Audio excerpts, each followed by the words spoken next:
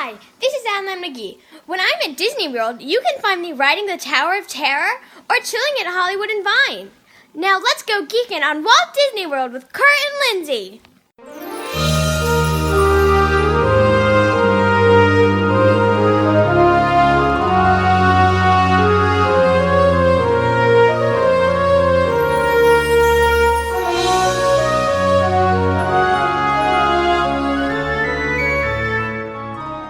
Are you ready for a fun-filled hour of food favorites, resort hopping, and hanging out with Disney World geeks? It's now time to go geekin' on Walt Disney World. Here's our dad and co-host.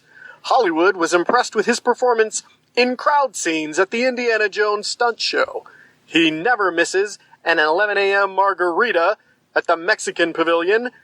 And Mike Wazowski is still raving about his performance as that guy over at Monsters, Inc. Laugh Floor.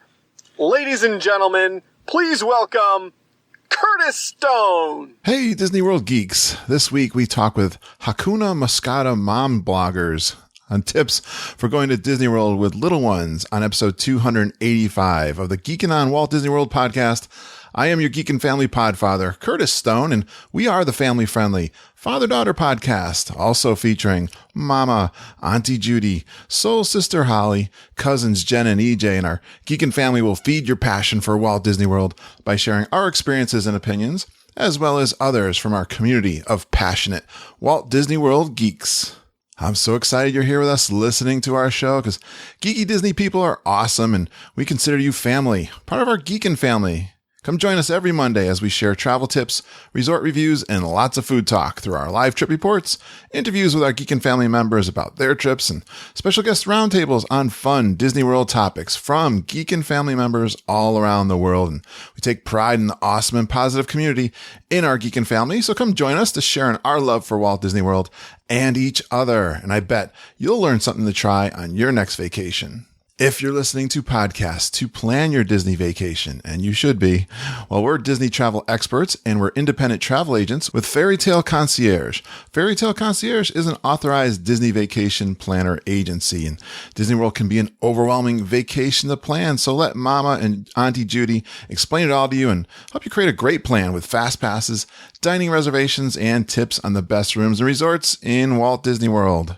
Join our Geekin' Family Inner Circle, and you'll gain access to bonus podcast episodes, including 2 live trip reports from our September 2018 trip and our weekly email newsletter, the Geekin' Gazette, and a couple of freebie handouts, including a trip packing checklist and a spreadsheet that we use to help plan your trip. And we also use this for ourselves and our travel clients when we're planning their trips. It's all free and available on our website. Just go to our website, geekinonwdw.com/inner circle and sign up.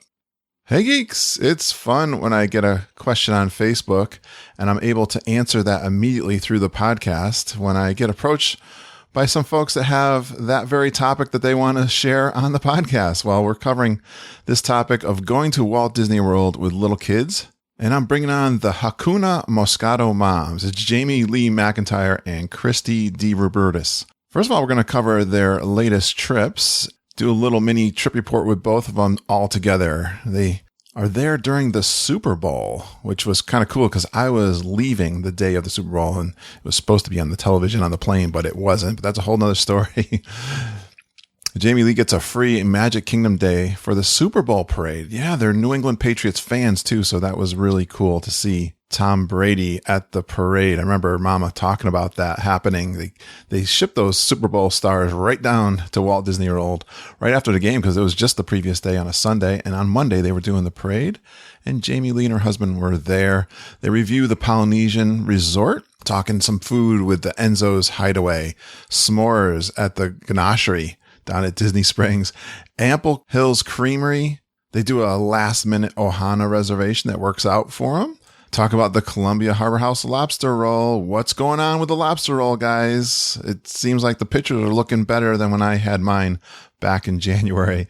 How about the Via Napoli over at the Italian Pavilion in Epcot? White chocolate chip cookies.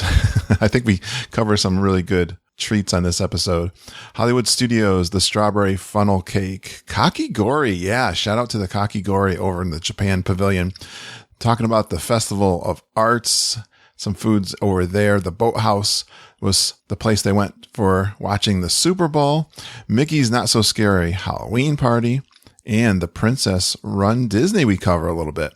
Then we go into our tips for bringing toddlers and infants, or the little guys, and lots of great tips for the DAS pass, the discussion of strollers and stroller gate that's been going on in the community as of late. How about some feeding strategies? Yeah, we've got a nutritionist talking about feeding the little guys when you're down in Disney World. And we do a Disney Springs resorts review. Those are those resorts.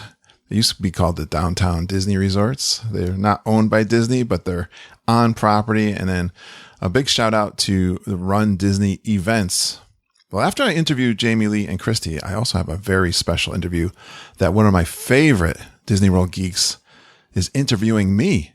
Well, it's a whole different dealio when you bring a bunch of little ones to Walt Disney World. So let's get some great tips to enjoy Disney World with those little rugrats.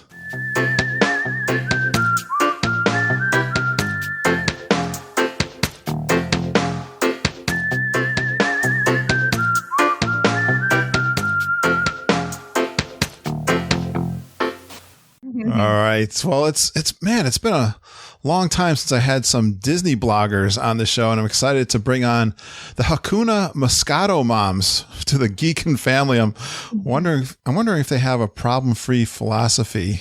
No doubt.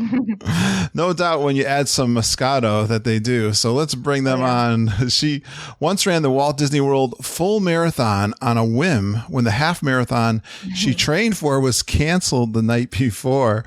When she was 5 years old, her brother lost her in the Caribbean Beach Resort while out for a jog, and she was found by housekeeping. I have that in common with you. I think Mama had that same thing happen to her when we stayed there the first time, and her recent lucky streak in Disney recently included free admittance to the Magic Kingdom to see Super Bowl champions Tom Brady and Julian Edelman. That is so cool. And let's give a warm Geekin' family welcome to Jamie Lee McIntyre. Hey, Jamie Lee.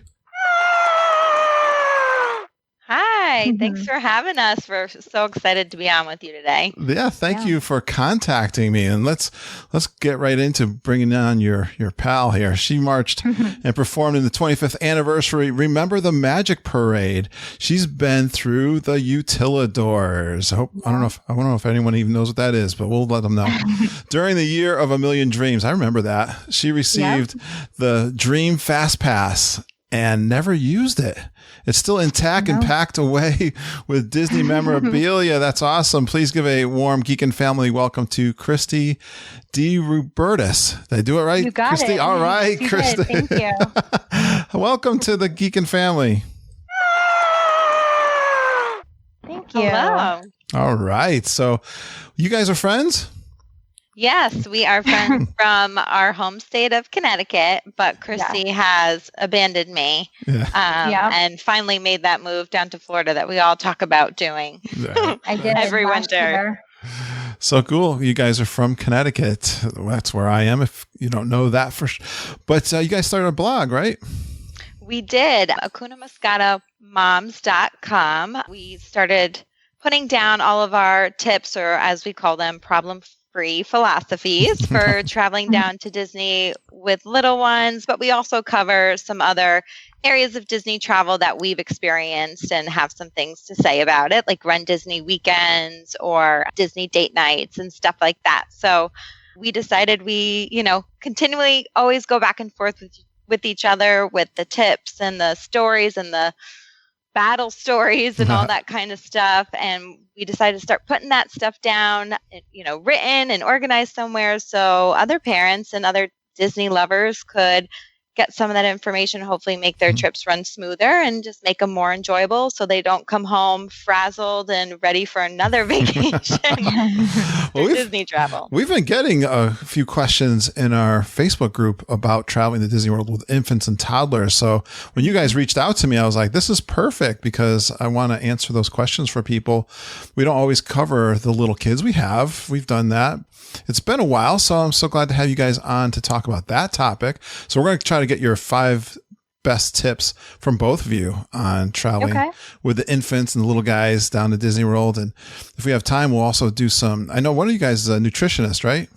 Yep, that's me, Jamie Lee. I'm a registered dietitian nutritionist. Perfect. So we love to talk about food on this show. And I guess if we're going to bring the kids, we'll have to feed them if they'll. Yeah, exactly. So we'll see if you guys can give us some tips around that too. Sure. But I understand you guys go to Disney a lot. So I want to talk about your last trip. We'll start off with that and talk about some of the highlights of your last trip. We'll go back and forth with the two of you. Sound good? Okay. Yeah. All right. So let's start with Jamie Lee. When was your last trip to Disney World? I went the first week of February. This was a special trip, even though it was shorter and not as involved, not all, the 4 parks and all that kind of stuff that I usually do. But it was very meaningful because it was my husband and mine, our first kids-free trip since before we had my oldest, who's going to be 5 in just a few weeks. So in 5 years, it was our first trip alone. And he is a huge New England Patriots fan, but somehow I got him to agree. And he's highly superstitious. Well, I think it was at like a low point in the season you got him to agree to this. Yeah, that's his claim. But I mean, we all know the New England Patriots, like they never really had a very low point, but to his standards, I guess he just was like, okay, book it. I said, I found really good flights and it's, my parents can come watch the kids and we got to do it. If we don't do it now, like we're going to keep talking about it and not do it. So let's do it. So the football season kind of finishes off and lo and behold, it is the New England Patriots. I'm in the Super Bowl and frantically, like 2 weeks before, I'm looking up like where to even watch the Super Bowl. Like you're gonna be there. Like where can we go? Like Cape May Cafe because or not Cape May Cafe, Martha Vineyards because that's like New England themed, or do we just stay in our room and watch it, or do we try to go to ESPN, or is that going to be too rowdy? So I was looking up all those places. Yeah, so we have that. So I'll kind of get that over to that in a minute. But we did Festival of the Arts while we were down there. Yeah. We had, you mentioned in the intro, a really lucky streak while we were down there, including the Super Bowl win, but also a very kind cast member that befriended us and took us in for free on the day of the Magic Kingdom Super Bowl parade. So it was Disney magic at every turn. My husband, I'm obviously the more passionate Disney fan in the house, and the kids are very heavily into Disney as well. And so if you compare my husband to us, he's certainly less of the Disney fan. But after that trip, I think he sold on the magic. He's pretty much like this place. I was texting you when you were there. I was like, if he doesn't think it's the most magical place on earth with them winning and you getting it for free, then he's a lost cause. But you're like totally drinking the magic. Nice. Exactly. He sipped the Kool-Aid, and with a little Disney magic and Tom Brady, miracles happen. And so now he's sold on the Disney. So you got to see the parade and got to see Tom Brady and Julian Edelman.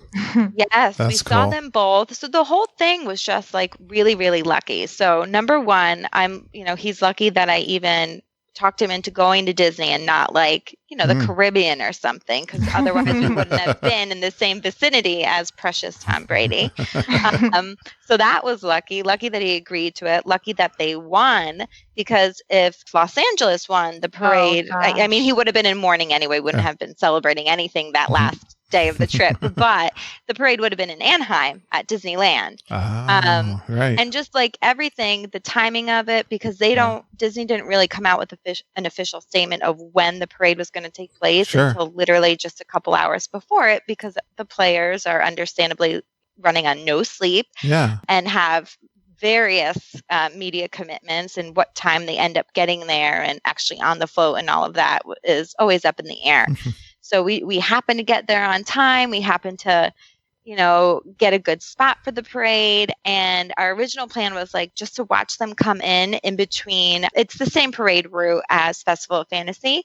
Yeah. But our plan was to watch them come in between Adventureland and Frontierland, kind of like in the back part of Pecos Bills where you can eat outdoors. Yeah. and then just go do some rides. Because of this kind cast member that got us in that day, we didn't have any fast passes, and the crowd level was higher than most February or early February days, I should say, because of that parade. Yeah. Our plan was to kind of watch them go by and, give our high fives and all that kind of stuff, and then go do some of the high demand, long wait time rides like Splash Mountain or Jungle Cruise or something. Yeah. But we got that first taste of Tom Brady, and I'm not even a Patriots fan, but I was feeling it. And I was like, let's go, let's dart behind, like kind of where Aladdin and Jasmine meet people by the flying carpet ride. We darted through there over towards the hub, from Adventureland towards the hub, and we saw them again for a second time. And then we ran through with like a small little New England Patriot family. It was so funny. Through all the Emporium shops, just straight down Main Street, USA, through the shops. We caught them for a third time as they circled by the railroad station and then went out by the barber shop. You guys are hardcore. We were hardcore. I mean, we had to make the most of it. I guess we were there, you know what I mean? Yeah, so we got lots of good pictures, and I had never been there for that kind of special parade event. I've always wanted to go like during one of the recorded like holiday parades that we see on TV and stuff. So it felt really cool to be there during that type of event. And then we had time to go do some other rides and get some of our favorite Magic Kingdom food in, like my waffle fries, like Casey's hot dog and stuff like that. And they were there. They won the Super Bowl on a Sunday, obviously, and they were there the very next day on a Monday, right? The very next day, right? Yeah. So you just missed me. I know Tom Brady's really hot, but you just missed me. We were, you're up there. But I was there. I was flying home during the Super Bowl, and it was kind of funny because they were laughing and joking. The flight attendants and the pilots were talking about it, and we were like, let's all hurry up and sit down. We're going to take off as fast as we can so we can get up in the air and watch the Super Bowl game, because it was going to be on the Southwest. I'm never on there when this does not work, but it didn't work. Like my gosh, they were trying to give it, and they weren't even giving us a lot of updates. They were giving us, I think I got home in time to catch the very end or something. Or we were listening to the radio on the way from the airport back home. That was crazy, but it's crazy. Let's ask you this. Where did you stay? We hadn't gotten to the resorts or nothing yet. I know. We skipped right ahead of all that kind of stuff. So we did a split stay. My parents are DVC members. They had gifted us some points at Bay Lake Towers, and that was my first time staying there, but just in the Contemporary. I had never stayed at the Contemporary either. We always visit pretty much every trip, but we've never actually stayed there. I fell in love. Our home resort is Boardwalk. Okay. That feels like home to me, and I like being in between Hollywood Studios and Epcot and having entertainment and dining and all that kind of stuff. Right. But I think I might be crossing over to the MA resort side because I just loved it. It was quiet, it was peaceful, but at the same time, we're like literally on top of Space Mountain. It was right outside our balcony, and we could see everything. And California Grill is one of my favorite restaurants. I love doing the monorail crawl and kind of getting like sips and appetizers and dessert at each stop. So I'm like totally falling in love with all of the Magic Kingdom resorts all over again. Perfect. Well, you're not trying to butter me up. I'm an owner at Bay Lake Tower, so. Yeah, I know. I know. And I can totally see why. For a while, I kind of just thought they were overpriced, and I don't location know, kind stuff. of. Yeah. We really love the beach club in that area, the Boardwalk. I love the Boardwalk. You've heard me talk. And we struggled when we were buying, but Bay Lake Tower was the resort they were selling at the time. And we're like, wow, my wife she loved the Contemporary. She always loved the way it looked. She was always a big fan of it. We had never stayed there, but we bought, and we've never regretted it. And we've been able to trade in and out, so it's been fine. But we love it for all those things. It's such a great short walk. And I mean, you don't even have to go to parks. You feel the Disney magic. The Contemporary itself has everything you could possibly need for a Disney trip. It has characters. It has shopping. It has fine dining. It has firework views. It has everything. Well said. Great recreation. Yeah, right. I'm like selling it. The water. Yeah. Anybody interested in resale? It's so true. It is. It's great being on the resort loop, right? Yeah, we really liked it. And back in September, we did another split stay between Boardwalk and Fort Wilderness Lodge. And we had the kids then, obviously. And that one I loved too, because it has the 0 entry pool. It has the preschool water play area, and you hop right on the boat and you're over at the Contemporary. And you can do the monorail loop, or you could just watch the fireworks from over there. So like I said, I'm getting sold on like all of these Magic Kingdom loop resorts. There's just so much, especially at this season in our life with the kids at the ages that they are. They're 3 and 4 right now. Yeah, it's convenient. Just so much for them to do. Yeah. And you don't even have to go into the park. Like, everybody's happy. I love it. Just doing the resort stuff. So let's bring Kristi on. Let's bring Kristi on and see when she went to Disney World last. So my experience is a little different. So when we moved to Florida last year, one of the first things I wanted to do was become a pass holder. So of course. With that, we kind of I think we went maybe 2 or 3 weekends ago. We went for a couple nights, we had a wedding actually in Orlando. So obviously we're like, well, we'll go to the wedding and we're going to make it a Disney weekend. Nice. And we stayed at the Hilton Disney Springs, which it's beautiful. We've stayed there before. I mean, I know it's not off-site, but it's kind of, I grew up like, I'm happy Jamie finally stayed at a Magic Kingdom resort, because there is my home. So, so like to me, the Hilton is like off, whatever. It was beautiful, and it's super convenient with Disney Springs, which is just had a blog post about Disney Springs the other day. It's like another theme park in itself. So that it was fun. But the best trip that recently was in February. My father and my stepmother took myself, my husband, our 2 kids, my sister and her husband and their 2 kids, and then my brother. Wow. Bachelor. They took us to the Polynesian for a week, and we actually stayed, of course, when we're not paying for it and Dad is, we're like, okay, we'll do whatever you want. So he actually got us all club level rooms in the main Hawaii Longhouse building. Yeah. And he requested, he's like, we've stayed there before. We've actually stayed at King Kamehameha a handful of times too there. And we like that suite. I mean, it's beautiful, obviously, but it's kind of like I don't know if you're familiar with the building it's in, but it's kind of to the side, and like the view of it is the marina. You kind of feel like you're secluded. Okay. So the Hawaii building, it's still part of club level, but the Hawaii building is that main building where if you're on the beach, it's got like the windows from top to bottom, and it's gorgeous. We had a bunch of our ladies. They were staying there.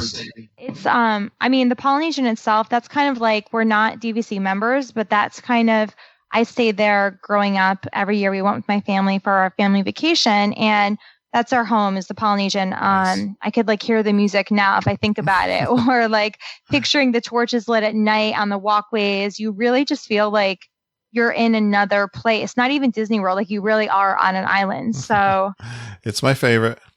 Yeah, I mean, it's hard not to love the Polynesian. It's my favorite. And the pools that they've done with it. Like, I remember when I was little, we had like the tiny little volcano, pool. But now, and that was big then. Now what they built it up to, it's just like, and I've never had it to where the pool seems too crowded. It's big enough, it seems like, for the whole resort. Of course, there's the smaller, on the DVC side, the smaller, quieter pool. They have this like amazing kids section where it's a big walk-in pool. They have 2 or 3 lifeguards on at all times at the kid play area. So it's really nice. Absolutely. Love it. All right. Let's talk food. Yes. Let's get right into let's pick a couple of your favorite restaurants that you did for your trip. Let's go back to Jamie Lee. Okay. So I mentioned California Grill. I love their food. I love the view, obviously. I love that you can return with your receipt and watch the fireworks, even if you had an earlier seating, which is very beneficial to families with kids eating at like 5 p.m. Yeah.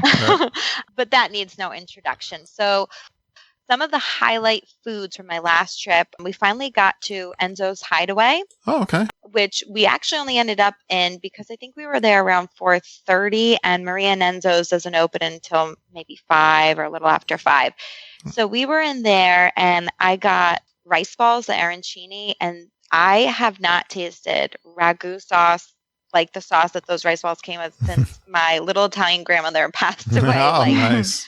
9 years ago. So I was immediately in love with that. I actually love all of the Patina Group restaurants. Like, they're just my fave. So that's going to be like Via Napoli, Maria and Enzo's Hideaway. I think even the Edison is included in there. Okay. And Via Napoli also has those rice balls. So I don't know what it is. It's like I live less than an hour outside of Arthur Avenue in New York. Like, I could get really authentic rice balls whenever, but for some reason these were just amazing. So those totally made my trip. And then the last few trips, I've just been addicted to that s'mores, like made on demand s'mores treat from the Ganachery in Disney Springs. That is just amazing. And you watch them use the little blowtorch to do it, and it's just so good. And lastly, I have to mention Ample Hills Creamery.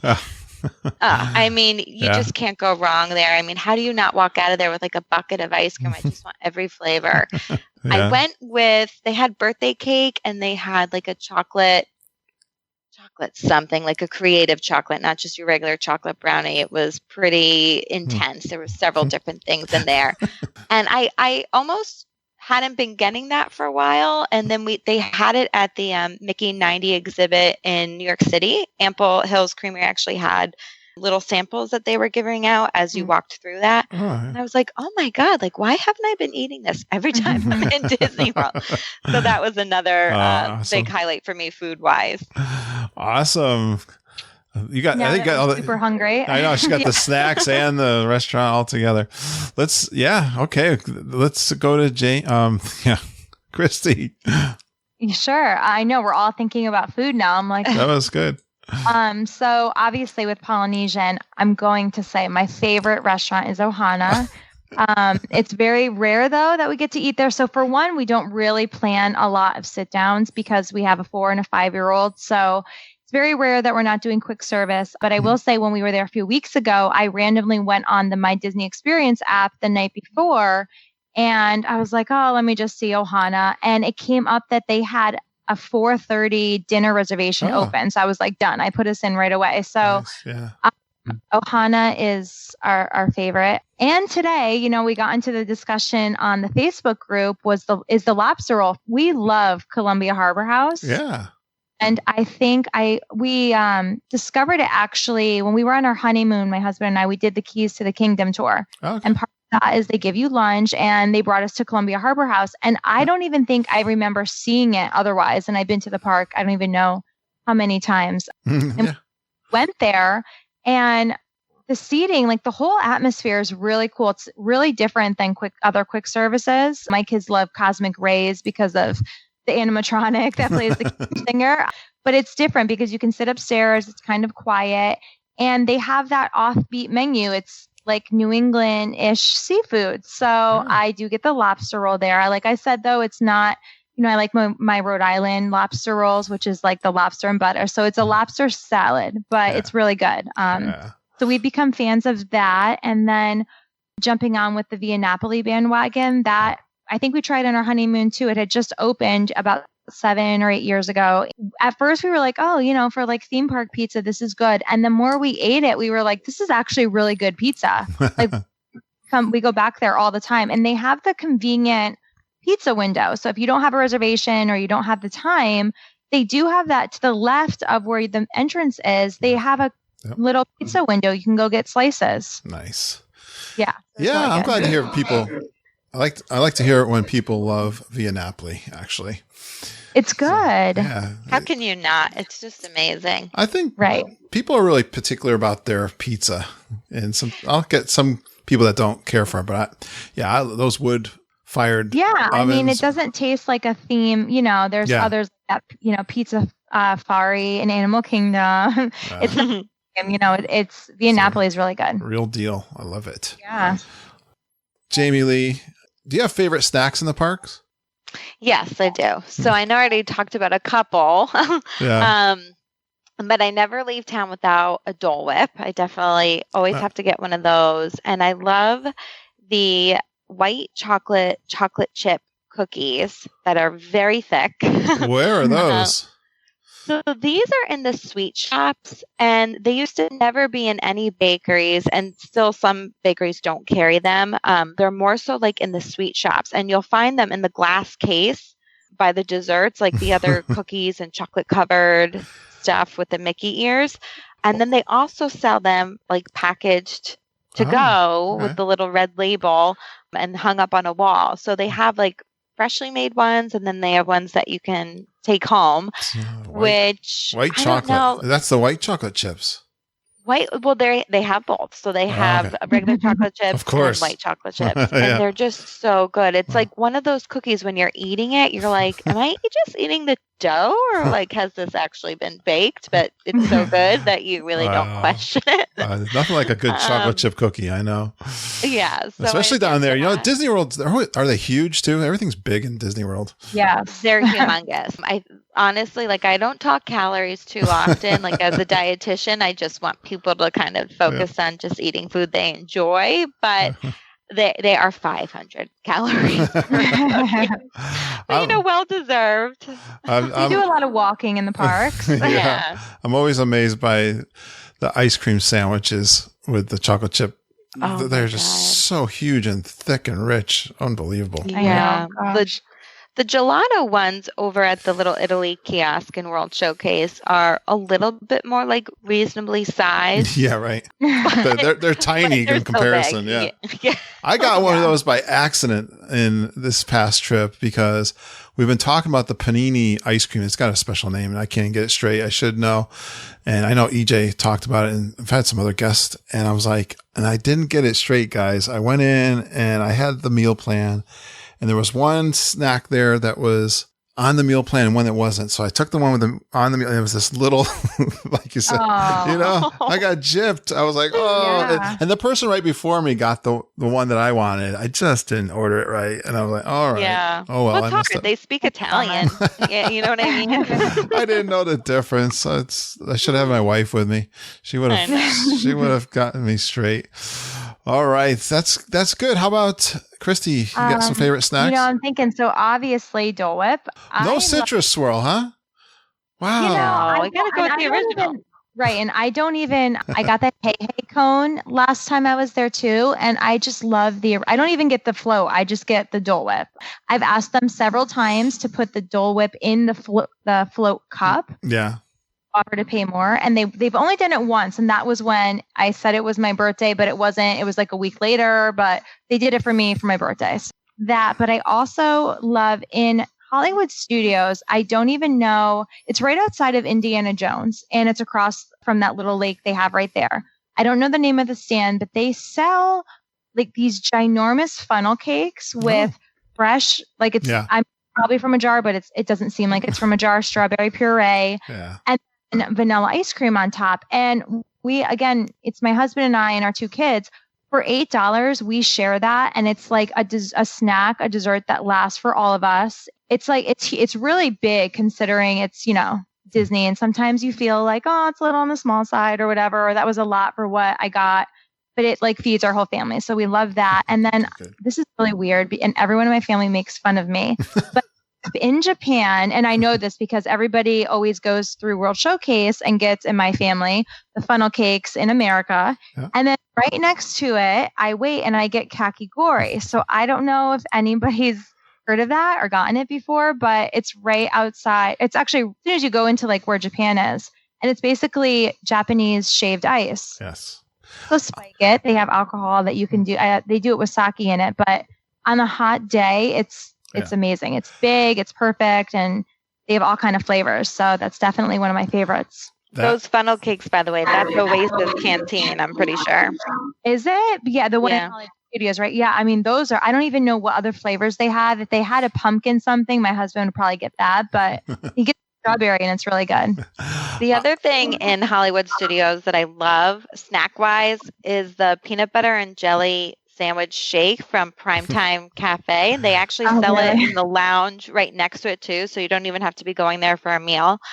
No matter how hard I tried to recreate it at home, I never get it right. It's just so good there. Yeah, absolutely. I talked about it in my trip report if you listen to this week's show.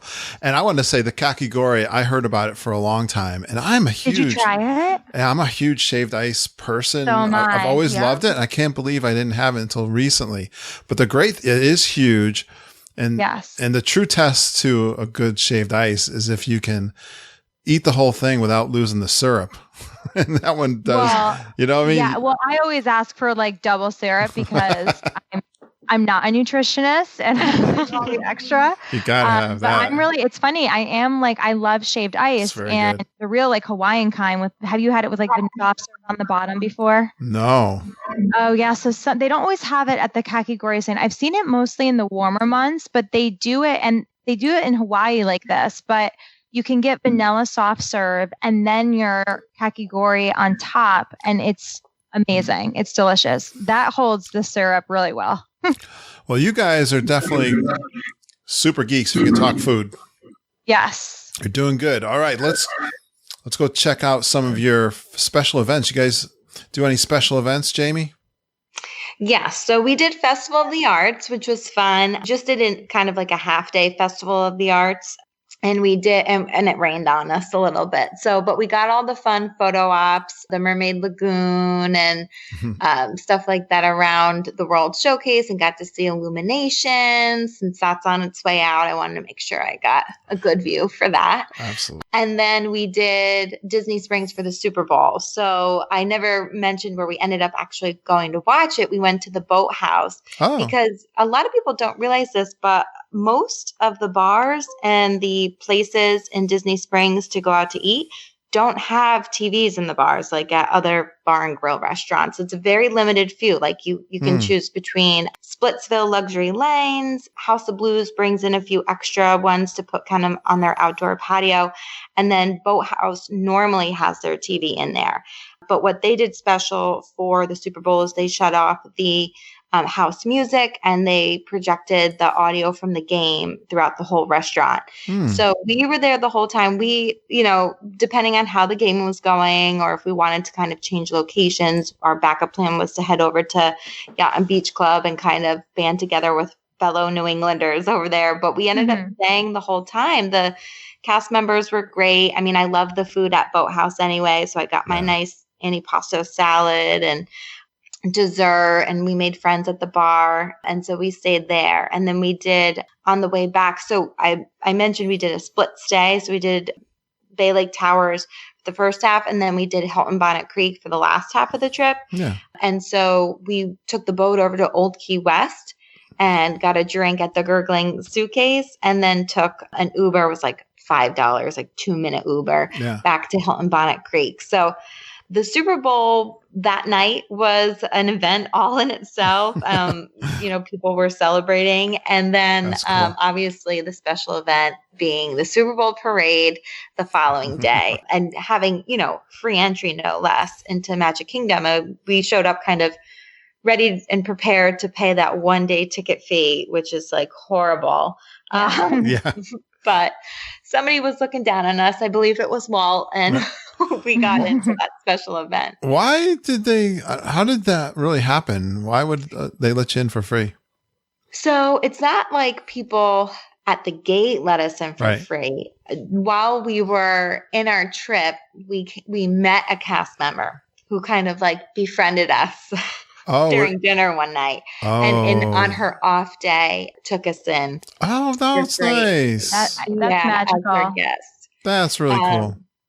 Yeah, so it was really nice. I mean, my husband just looked at me and was like, "I don't understand. Like every time we come here, there's some sort of like special treatment. Like you," and I'm like, you know what? When you have that kind of stuff in Disney, it delivers. That's great. All right, Kristi, how about you? Did you have some special events that you did on your last trip? Yeah, so we actually, February is kind of not full of holidays. We've done, this past year, we did the Mickey's Very Merry Christmas Party, and we did for our 4th time Not So Scary Halloween, which everybody, you either, from what the people I've talked to, they have a favorite and between those two holidays. And I have to say, I love Halloween in the park. There's just something about it. And I think we're not really, even with little children, we're not really like parade people. If we see a parade, fine, but we don't work our day around them. That Halloween parade is far like one of my favorite things to see in Disney World. So we always make sure we catch the Headless Horseman and we always watch the parade. But in February was actually the Disney Princess Half Marathon weekend. And my first Run Disney experience, and I did the 5K, and immediately, probably a mile in, I was like already regretting not signing up for the 10. I was like sad I was only a mile in and I knew it was going to end. It was really amazing. And part of it, like the expo and the way the whole, like the bus system, I mean, not that Disney buses aren't great, but I wish they all ran like they do for the runners on the Run Disney weekend, because it was seamless. Nice. Like they were there at the Polynesian. I left our room at 4 a.m. It was dark and humid, but the buses were there. There were no waits, and everybody on the bus is so and I'm not really a talker. I put my little headphones on, but you can't not but talk. Before I even sat down, someone was complimenting me on I think it was like my hair bow or something. I had a Snow White bow, and I was like, wow, everybody. It's 4 a.m. and we're talking about bows. Like, obviously we're in Disney World. I've always wanted to do a race, and then just to be caught up in like the whole magic of that weekend and, you know, seeing everybody else rock their medals. And of course I was like all cool with the 5K medal. And then you start seeing like, okay, the 10K medal people come in, and then there's like the half marathon, and you're like, all right. So, you know, next time. It was so magical that I think less than a month later, I signed up to do the Wine and Dine half marathon. So I went from a 5K to a half later this fall. So that was a really fun time. We got a bunch of people coming on Friday. I'm recording with our Run Disney team. They're going to talk about the Star Wars race. So I'm getting excited about that. But oh yeah, I definitely had like major FOMO watching everything. And I heard it was really humid though. So I'll be interested to see what they say about the weather and all of that. The 5K, it rained horribly hard. I know. Yeah, and they almost had a cancellation in the race. Yeah, they just almost canceled it. I mean, they were so close because they were waiting because they want to get the race and runners done before the parks kind of open, right? So, well, we're gonna have like 5 or 6 of our runners come on the show. Fun. Yeah, so people love those things. The excitement I'm hearing in your voice is so typical of those events. So. Yeah, I mean, and Jamie could probably talk all about Run Disney, but she definitely, I mean, she inspired me. I'm over here with like my 5K story, but she inspired me, and like, it just is, I mean, I've done a couple road races back in Connecticut, but there's nothing like stepping off a bus. It's dark outside. You see the back of Spaceship Earth, and there's just, I think there was like the 5K, 15,000 people in that race alone. Yeah, there's really nothing like Run Disney. No. I mean, once you get a little taste, like you can't imagine ever not doing it. Yeah.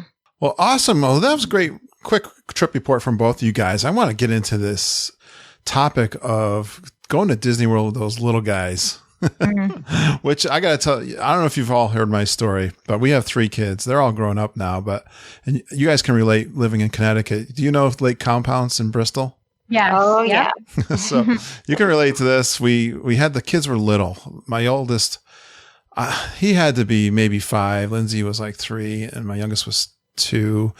We had taken them over to I think they had just even opened the water park there when we went. Mm-hmm. And the boys, I remember walking into the park, and the boys were like, I want to go to the water park. Before we hardly gotten into the park, and we're like, you know what, let's ride the rides, and then we'll finish off. We'll do a little bit of the water park before we leave. And they didn't want to have any of that. They were all upset. But by the time we got about 5 o'clock, I remember all 3 of them are laying on the ground, crying and screaming and carrying on all at the same time. 3 kids.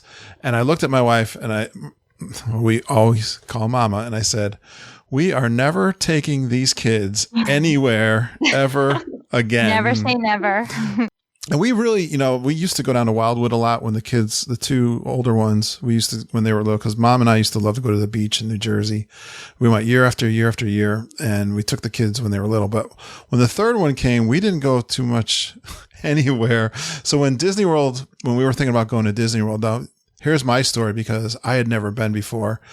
And my wife had never been before. So we were excited to go. It was like a lifelong dream to go when we took the kids for the first time. So we waited till my youngest Benjamin was 6 years old before we went down there. So that was, and it's funny. I talked to some of the moms that take the kids now, our travel agent friends, Jen and EJ. They love taking the little kids. And most of the people I talk to are all on board with that. So we get this question from young parents that are wanting to take their little kids, and they're excited to go. And so I'm excited to hear your tips. How old are your kids, Jamie Lee? My kids are 3 and 4. My daughter will be 5 in just a few weeks. So I've been traveling with them since both of them were in utero. Yeah. Kira, my oldest, was 5 months old when I first took her. And then they're only 22 months apart, but I think she got in 2 trips before the third one was with our second child in tow. And he was 9 months old at his first trip. So my whole thing was going with them is all the stuff you got to bring, and I couldn't imagine flying in all those carriers and all that stuff. But tell me, let's give one tip first, then we'll go around. We'll have Kristi give one. We'll go back and forth. Yeah. What's one of your favorite tips for going with little guys?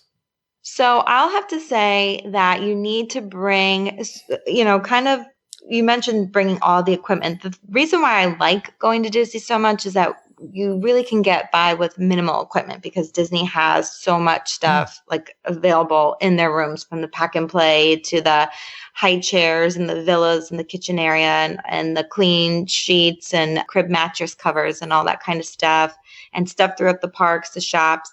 But the one thing you don't want to skimp on when you come is your sleep prompts, or your sleep, whatever keeps your kids sleeping at night. So that means your white noise machine, or having the white noise playing on your phone during the night, especially in the hotels, because you can hear people outside, you can hear people in the hallways above you, below you. Bring their favorite stuffed animal, bring their favorite blanket, their comfy jammies. Bring long sleeve jammies, because usually the air conditioning is so cool inside the hotel rooms. But it's really important that everybody gets that overnight rest, because naps are going to be pretty light during the day. So that's everybody's chance, not just the parents, but the kids to really sleep and get their rest. And they're going to be up very early the next morning and ready to rope drop and all that kind of stuff. I don't know about you guys, but I sleep like a rock when I'm at Disney World after walking. I think all parents do, right? You have to. Excellent. Good one. How about Kristi? What's your first one? So I would say, we kind of learned this the way we have a 5 and 4-year-old, both boys. And when our oldest was 5 months old, we took him and had park hopper for that trip.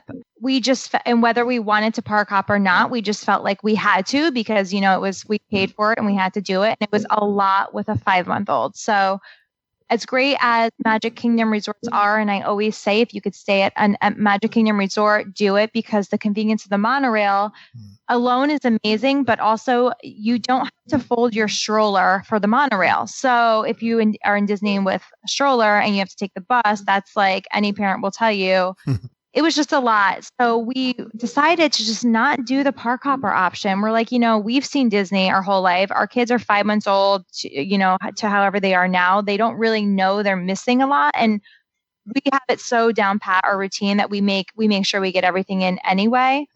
So if you don't want to do the park hopper, don't feel like you have to, because you can, if you plan it right and pay attention to magic hours and park hours, you can just do one park a day and it's okay. That makes complete sense to me. Yep. Yeah. Awesome. Good one. Now, Jamie, what's your next one? So I would have to say rope drop at least one day, because if your kids are infants or toddlers or preschool age, they're probably up in the 6 a.m. hour. And there's not much for them to do in a small hotel room, and you're probably not going to get much rest if they're awake or they're bothering you. So just get up with them, rope drop, get in a few rides. We rope dropped September at Hollywood Studios, and we did all of Toy Story Land multiple times, every ride 2 or 3 times, with both kids, with rider switch, with my mom there, my husband, the kids. And then we came back, kind of rested, took a break, did some pool time, ate a little bit, and then went back to Hollywood Studios. So to kind of piggyback onto Kristi's suggestion of maybe dropping the park hopper expectation and just stick to 1 park a day, you can leave the park, rest up, wash up, do some stuff at the resort, the pool, and then go back to that same park that day and be readmitted. Yeah. Because it's all on your magic band. They used to stamp you. They don't do that anymore. Oh my gosh. Remember the light they used to shine in your hand? Exactly. Yeah. And then that way you also have a better shot of staying for any sort of evening show, whether it's fireworks or Fantasmic or illuminations at Epcot. Nice. You're going back a little more rested and better equipped to kind of take that later evening on with the family. Perfect. I never thought of that because I always recommend rope drop. We get up early, but yeah, I never thought the little guys would be up and ready to go. That's cool to know. Yeah. All right. Kristi, what's your next one? So another one is if you have a child, I have our 5-year-old is actually, he's on the autism spectrum. He's high functioning and is very mild on it, but we are able to utilize the DAS Pass. And so I think if you have anybody in your family, especially a child, DAS Pass is something you want to look into before your trip. I didn't even know about it up until 2 years ago. My husband read something online and I was like, the mom in me was like, okay, I'm going to get all the paperwork from the doctor and the teachers. And I called Disney to even talk about it. And they were like, no, we don't ask for any, we take your word on it. And I was like, okay, I still rolled up with my folder of medical documents, but that's been amazing for our family because we've gotten to do rides like Slinky Dog. We've done it every time we've gone to the park since, and it's my son's favorite ride. If you use it correctly and use it the way it's meant to be used, I think last time we went up to Slinky Dog around 10:30, and we actually got the longest return time possible, which was like 12:50. So in Hollywood Studios, we had to kill a large block of just kind of hard to do in that park. But, we did everything we wanted to. My kids are big Star Wars fans. We did all of that. And then we went back and we left the park after. So what DAS does is they give you, it goes on how long the regular line time is. And I don't know, whatever goes on in their little tablet that they have, but they tell you your return time. And it just helped because although my son does great in crowded spaces, or he's literally been right up front at the castle with fireworks, noises don't bother him. But when you get in some of these wait queues, like if you imagine, Finding Nemo, that can be really dark sometimes and hot and crowded. And I think as parents, sometimes we have a little bit of anxiety with how close we can be to people. So especially a child who has, special needs and is on the spectrum, those kind of things can trigger meltdowns and things that might not normally happen. So DAS has provided us with some great experiences. And so I strongly suggest don't be embarrassed, don't be shy, just utilize it and be happy that Disney offers this. Disney is actually one of the most, probably the best vacation spot for families with children with special needs, hands down. I've had consulted with people all the time about this, and they come back and they are so excited how great of a time their kids had with special needs. And so Kristi's saying the DAS Pass, right? It's called DAS. Yeah. It's kind of like a fast pass. It is. And you go and actually to register for it. So they'll do it for your length of stay. So you have to go to guest relations. I'm not sure where they're located in the other parks, but at Magic Kingdom, it's right outside the entrance. And then it's also in City Hall, and it's so quick. And the person who has the special needs just has to be there. They take a picture with their tablet and it goes right on that magic band. Okay. So our annual passes, it's on my son's magic band throughout the year. The only thing is you have to, obviously when you go back to the ride or go to get a return time, our son has to be there. The person with the pass has to be there and they scan it. And then automatically it pulls all the names in your party. And so obviously all of us go on it, but there's been times where grandparents have been with us and they don't want to do the ride. So you can just select who's going to go on at the return time. Yeah, perfect. Yeah. Great advice. All right, Jamie Lee, you're next. So just to clarify, I don't know if we mentioned it, but the DAS, it stands for Disability Access Service. Yeah, so essentially like you're waiting in line, but you're not waiting in the physical line. So that's why it's better for kids. But anyway, so getting back to my tips here, I recently started doing delivery grocery, packing my kids' snacks, breakfast in bags, insulated bags to take into the parks during the day. I kind of just got fed up with watching them overstimulated, couldn't concentrate on eating the food in front of them, little nibbles here and there. And like the one thing that they would eat during the day is like a Mickey bar. And then the tantrums would come and the poor digestion would come and the failing immunity would come. And so we started doing, I really started bringing stuff from home just to kind of have in the room, like oatmeal packets and boxes of raisins and applesauce and a lot of that shelf stable stuff. And if you're in the villas, you can obviously, or anywhere with a kitchenette or kitchen appliances, you can utilize the refrigerator and the stove and the microwave. And then once, we had more kids eating more food, we switched to doing grocery delivery. And so we use Instacart. They come, they deliver the food the day that we arrive. I usually do our order the night before and then just like submit it on our way down in the morning. And that saves you not only money, but time, because you don't have to worry about going down to the, marketplace in the beach club to get breakfast food, wait in line, wait for it to come, have your, hoping that the kids are going to eat what they have. This way it's familiar food. It's ready when they wake up. They can start eating as you're packing up and getting ready to go, or they can eat it in line for rope drop. And then during the day, having snacks or like the little Crustable sandwiches or fruit, cut up fruit or cheese sticks or yogurt sticks. They can eat that in most lines up until usually the point where they have the big garbage bin, like where you would throw out like your soda cup or something like that. Yeah. So they can eat in lines. They can eat if they're waiting, sitting in the stroller waiting for parades to start or shows to start. You can eat like while you're waiting for Beauty and the Beast to start at Hollywood Studios. And a child that is tired and overstimulated is going to be 10 times worse behaved if they're also hungry and dehydrated. So keep them well fed, pack those familiar healthy foods. There's going to be tons of the sweet stuff and the food dyes and all that kind of stuff all over the park, which we always include as well. But it always goes down a lot easier and better when they have bellies that also have, good normal food that's usual and routine in their digestive systems and all that kind of stuff. And like I said, their behavior is just way better. Their stamina is better. Their immunity is better, because as much as we like to think that Disney has no germs, it most definitely does have germs. So that's not something you necessarily want to slack on. I know a lot of times people will have that attitude like, oh, it's vacation, just let them eat whatever. But you'll definitely see a difference in not just their health, but their behavior. Right. So it is kind of worth going a little bit extra and packing that little lunchbox and taking stuff into the park to make it easier for you. I would think any tips to manage their behavior is is helpful. You don't want to tire them out, and I would think you don't want to take them to a brink of exhaustion. No, it's terrible. Yeah. There's no coming back from that. Yeah. Right. And one of my tips too, actually, so going on like the snack topic, is I always bring little Ziploc bags. And actually last trip I forgot them, and Splash Mountain, I didn't know. As soon as you walk in the line queue, they have a big barrel full. I guess Ziploc sponsors. Yeah, they started doing that. I know. You know what I'm talking about? Yeah. They have these like Ziploc bags, and they have the Splash Mountain. My kids took a handful, and they're still using them for their lunch.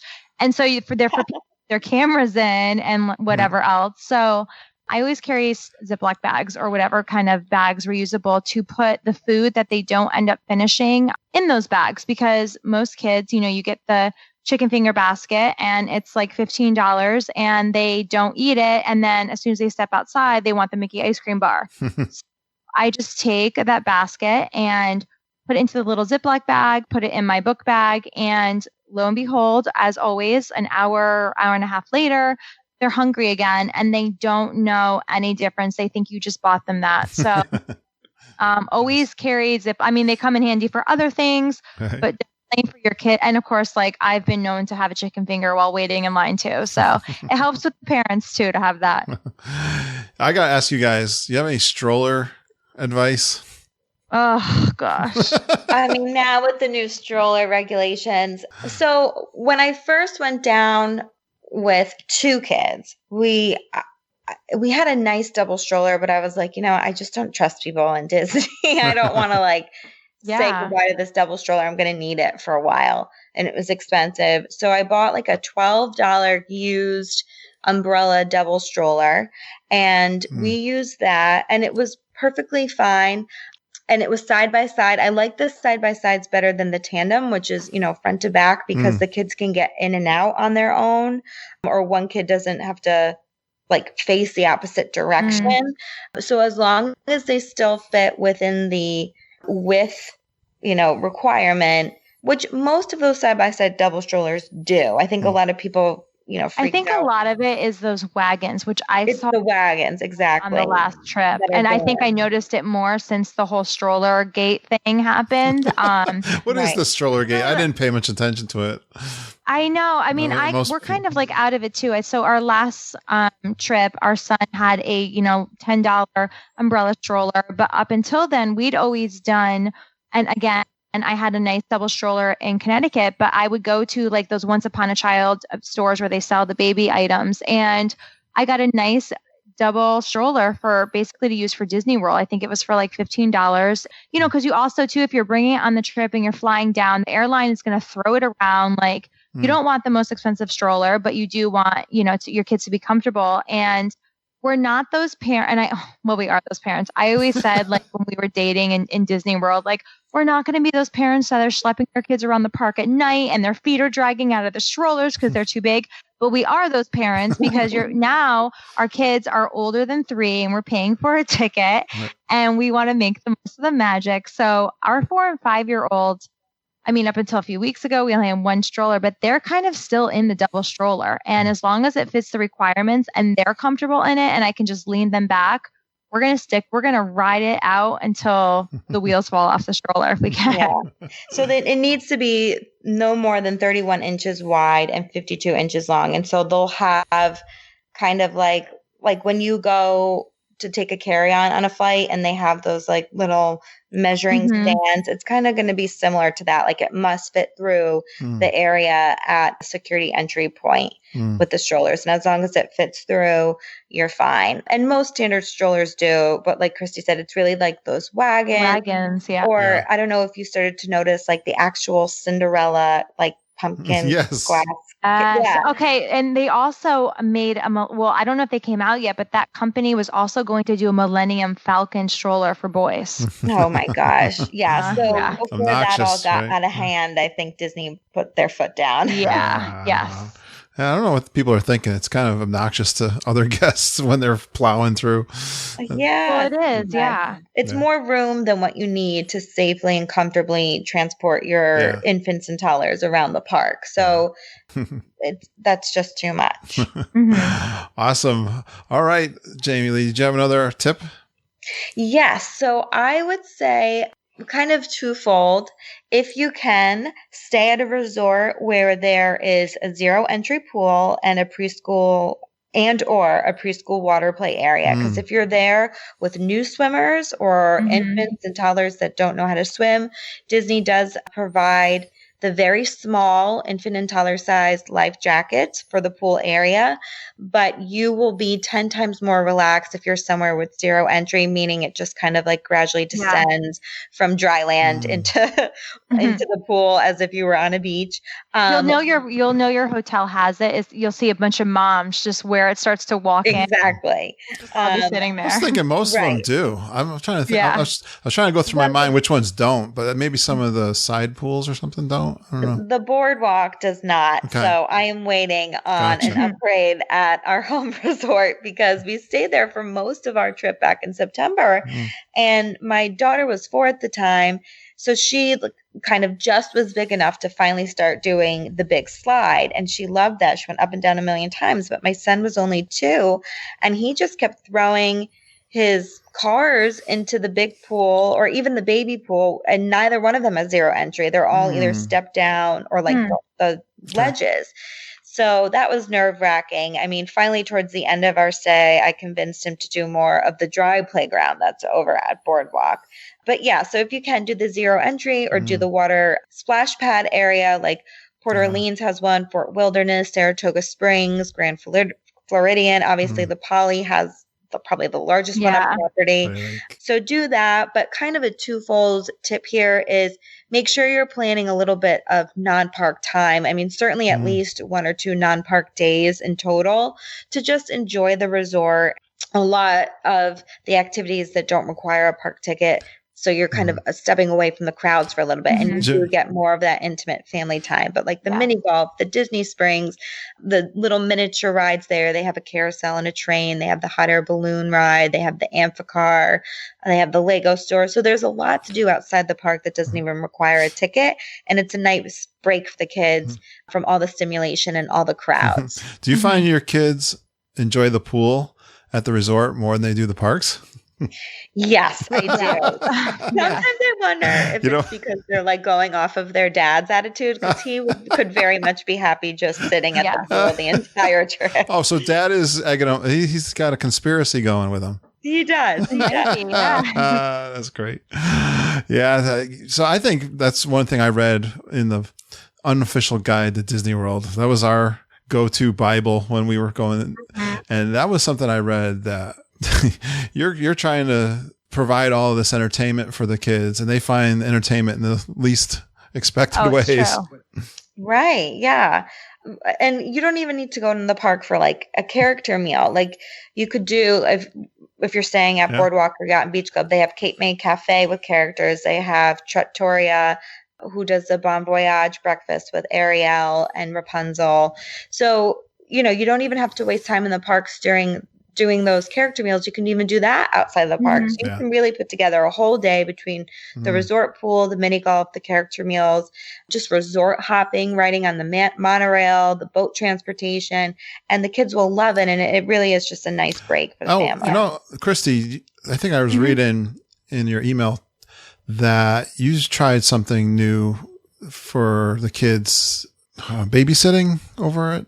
Oh, yeah. Oh, gosh. I'm so actually upset about this. So we actually tried, growing up, my parents always did, it was the Neverland Club at the Polynesian, and that was like a magical Peter Pan thing. So we always did that growing up. One night, they had a date night. We had, my siblings and I went there. I noticed before February, I think a month before, that they had this Pixar play zone at the Contemporary, and my kids are totally into like, it's Star Wars and Toy Story constantly in our house. Disney does have a lot of Pixar. They're getting more now with Hollywood Studios, but like I noticed on the cruise ships, they have the big kids centers where it looks like Andy's room and everything. And Disney didn't really have that. So the Contemporary had it. I guess it was on a trial period because it was only for a couple months. They actually, I believe they closed it, and now they're closed it on the 31st of March. And they're bringing it to an arcade. So I'm totally bummed. Right. So options for babysitting now are back to doing like Kids Night Out, which is like a third party affiliate, but definitely supported by the Disney resorts and Disney parks. Right. But yeah, that's your best bet. They're going to do something at Yacht and Beach Club that is Captain Hook themed, but it's out on a boat. And so not a ton of details have been released yet, but I was just talking to Kristi the other day and I'm like, no way am I leaving my kids not on dry land if I'm going out for date night. Like I'm not going to feel very settled unless I'm locked in a room somewhere. And my kids love the Pixar thing because it was for $65, which is considering what you pay. I mean, for 2 boys, we pay a babysitter anywhere from $12 to $15 an hour. So $65 for each of them. It was up to 6 hours. And obviously we took every bit of the 6 hours, but they got a meal, they got a snack, they got dessert, they got to meet Jesse and Woody and do a whole Woody's roundup, which like in the park, we're not going to wait in line to meet them. So they did that. Yeah. They had a dance party with Mr. and Mrs. Incredible. They built little like almost Pinewood Derby cars and race them for cars. And then they had a whole, when you walked in, it was like the Monsters Inc. Laugh Factory with like Boo's Door. And I mean, it was so magical. And I'm like, I just can't believe now. Oh, amazing. I know. We've had some people come on and talk about it. It was quite amazing. They were very thrilled with it. Yeah. Yeah. And just kind of Disney kind of does that. No rhyme or reason. They just kind of do little changes. So yeah. All yeah. right. So we have to voice our opinion on it. Hopefully they're listening and they'll bring back something similar. Absolutely. Good job. How about one more from each of you? Jamie Lee, you want to go one more? Yeah, sure. I think I'm out of my main tip. You know why? Because I like you group them together. Many of them together. Well, how about food? Let me ask you, what's kind of your strategy in feeding your young ones when you're in Disney World? Okay, so I start off with the in-room breakfast with the grocery delivery, and it mimics what they have at home. So everything on a Disney vacation is so like routine is completely out the door. But as we know, toddlers, infants, and preschoolers thrive on routine. Yeah. So you kind of have to find that balance between keeping some things familiar, even in a place like Disney, and even while on vacation. That goes really for any vacation. And so we do their usual little whole grain waffles, their yogurt cups, their fresh fruit, usually a glass of milk or water. And then I pack stuff that I would pack for them a day at daycare or nursery school. So their cheese sticks, pretty much a lot of the same stuff, peanut butter and jelly sandwiches or like a grilled cheese sandwich. We usually do like those little Annie's individual size, like mac and cheese cups, which, by the way, if you find yourself in the parks with one of those, especially if you have picky eaters and because what mom doesn't have a kid that only eats mac and cheese for a little while, a part of their young life, you can go and use in the baby centers. There's a baby center in each one of the 4 parks, and you can utilize microwave in there to prepare it. They have that for, warming formula as well, or reheating specialty foods for kids. So you can go in there, kind of reheat your little mac and cheese, and your kids will have their familiar lunch or dinner. So usually we do packed food for at least a lunch, a breakfast, and a snack. And then they will pick something. They'll pick like a frozen fruit bar as we're walking by a cart.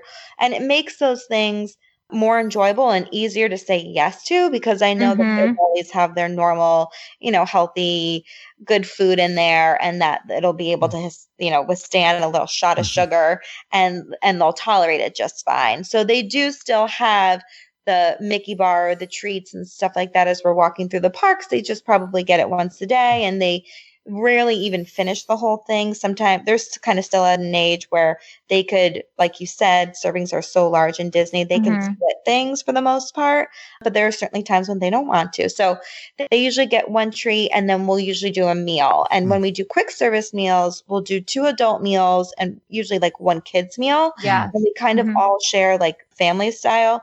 Now, as they're getting older, we'll probably add a 4th meal to that. But they like having the options because, you're in those lines and you have to choose and you have the pressure on because like the restaurant's crowded and more people are coming in. You just have to like pick something. But they don't necessarily always want to commit to what they picked when they were in the line. Giving them some options, kind of serving it more family style. And that way the parents too can walk away feeling a little bit more satisfied because you get to try more different foods that way. It's more of, tastings of various meals and new dishes, which is always fun. As a dietitian, I'm a food lover. So the ever-changing menus within Disney is like a playground all in itself to me. So we like doing that. And we usually will do mostly quick service, but we'll plan a few sit-down meals for the trip. I mean, it depends on how many nights we're there, but usually half the nights we're either going to do a sit-down meal or a character breakfast or something like that. And so that's usually how we find our balance. So it's just really finding the balance between allowing that indulgence and enjoying that indulgence, but also not having it overpower your entire vacation, because there's so much more to Disney than just, the Mickey bars for the kids to enjoy. And so that, is how we kind of shift our focus. You guys ever do the meal plan? Yeah. Oh, we have strong feelings about this. All right. So let's hear them. When it was just my husband and I, and we were there for a week, we've done the meal plan. We've never done the high tier ones. I like having choices. I like eating in the moment, when I'm in the mood for something. And I just found that we were always like frantically trying to make up our remaining credits towards the end. I mean, now it might be different because, you can do the alcohol and stuff like that. But again, until my kids are really eating substantially more food, I don't think financially it works out for us. We're just really in that stage where we're there for the entertainment and the sit down meals, so we've actually, we're kind of like in the same position. And I think for myself, even on me, you would lose money because I'm just not a big eater. We've been to other resort, like family destinations, and they have meal plans. And they've worked out a little better. So there are meal plans on other vacations that have worked for us. Disney, I will say, we've done it once with kids. It didn't work. And on our honeymoon, we did the meal plan. And I want to say, I think it was like the bigger, one of the higher meal plan options. And again, we were scrambling at the end of our trip. I think we actually gave snacks away to people. I mean, it was just that's typical. We were literally standing there like, do you want a popcorn? Do you want an ice cream bar? Because we had so many. And my husband's he's a good eater. And it just gets to the point where like, you also don't want to be that full, walk and eat that many times. It's very rare that we have like 3 huge meals a day on vacation there. Like Jamie, we do the little breakfast in the room, but like we'll do a quick service kind of in like a late lunch. And then we kind of snack. Like if we want, a Casey's hot dog at 8:00 at night, we'll grab one. So that's kind of how we eat when we're there. Yeah. It's a lot of sharing at this age with the kids. And it's more so, it's more so the theme park food than the fine dining, which, I think Kristi agrees. We look forward to when we can get to more of the sit down meals again. And we are going just as girls in July. So we can't wait. We'll have more to report then. Just the 2 of you are going? Just the 2 of us are going just for a quick trip. Awesome. Where are you going to stay? We are staying at the B Resort in Disney Springs because we're kind of doing like a piggyback on a work trip for myself. But I'm excited to stay there. I rarely stay at a non-Disney resort. The B Resort looks really nice. It's in the Disney Springs area. So yeah. Well, I know it's the first resort I ever stayed at. Was it really? Yeah, it was Did you like it? Yeah, I was blown away. But I mean, for my first I actually like that whole Hotel Plaza Boulevard. Like the Hilton is right there. We've stayed at the Wyndham. I've seen B Resort, even the Best Western. We'd stayed there. I think it was 2 or 3 Octobers ago. Hurricane Michael. We were actually in Daytona, and we had to go to Disney early because of the hurricane, and we went to the Best Western, but that whole street right there is so convenient with its location. How's the bus there? I know when I went, it kind of went in a loop. It went, down. Yeah. So down actually we reminded of how not great it was. It's the great option to families that they do the Disney buses. It does go in the loop. You think you're going to get on and go right to the parks. You're not. There's probably, I want to say like 5 or 6 other hotels on it.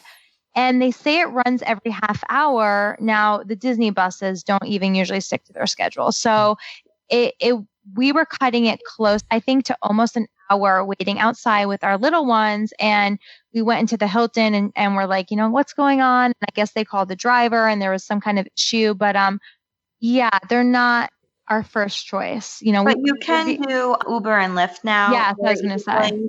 We did a lot of that, just my husband and I on our last trip, since we transferred to the Hilton Bonnet Creek. And it was very cheap and it was very quick. And a lot of, obviously, because it is such a family populated area, it's very easy to get rides with car seats if needed. So, and you don't necessarily have to go to your whole destination. Like when we did a little like midway stop at Old Key West when we were coming from Disney Springs back to Hilton Bonnet Creek. So as long as you're not in a big rush, you can do that. You can go to a location somewhere on Disney property and then end up where, your final destination may be, because there's so many connecting points between the boats and the buses, and the monorail. So the thing with Uber or Lyft too is with any park, you can take the Uber or Lyft. The only thing is Magic Kingdom, because if you think about the Magic Kingdom parking lot is across, Bay Lake and on the other side of it kind of. So Uber can't come up to where like the buses are from Right. Magic Kingdom. But what we always do is you can go to any resort, but of course at night the line for monorail and buses is crazy. So we go to the walkway to Contemporary, Yeah. and on the way we call our Uber, and then we're waiting out of the entrance to the main lobby for our Uber, and it's been no more than 10 minutes. Yeah. Yes, exactly. That's why we did Old Key West. Same reason. Like we would have rather waited in the front of Old Key West and been picked up right there versus having to walk all the way back to the Uber and Lyft location for pickup in Disney Springs. So you can get around it a little bit and make it more convenient for you and your family. Those resorts are still probably in the value range these days, I know, and we don't talk about it much.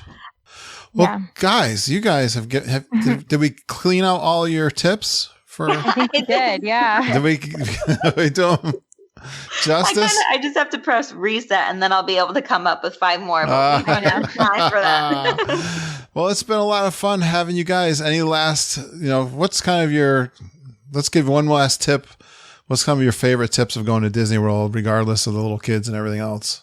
I would say that, don't underestimate the magic of Run Disney. Even if you're not a runner, if you're a Disney fan and you frequent the parks and you vacation there, you gotta do one Run Disney race. Oh, cool. Like you mentioned in the intro, I did the full marathon on a whim. I mean, it's just like, I couldn't have done that anywhere else, except for in Disney World. The characters, just actually running the pavement. Like ever since now, when I go back, I like recognize the area. I'm like, oh my God, I ran here in the marathon. It's so cool.